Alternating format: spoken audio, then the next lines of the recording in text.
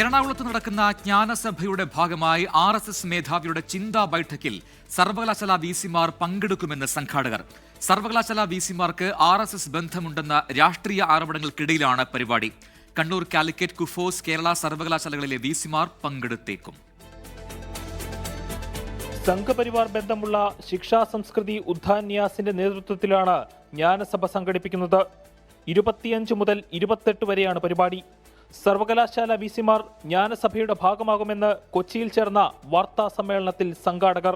രാജ്യത്തെ വിവിധ IIT, IIM മേധാവികളും പ്രമുഖ കോളേജുകളിൽ നിന്നുള്ള പ്രതിനിധികളും വിദ്യാഭ്യാസ സമ്മേളനത്തിന്റെ ഭാഗമാകും. സർവകലാശാല വിഷയത്തിൽ സർക്കാരുമായി ഇടഞ്ഞു നിൽക്കുന്ന ഗവർണർ രാജേന്ദ്ര അർലേക്കറും സർവകലാശാല വിസിമാരും പരിപാടിയിൽ പങ്കെടുക്കും.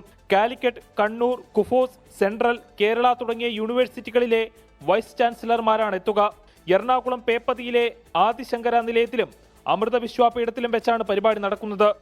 പരിപാടിയുടെ ഭാഗമായുള്ള സർസംഘചാലകിന്റെ പ്രഭാഷണവും രാഷ്ട്രീയ കേരളം ഉറ്റുനോക്കുകയാണ്.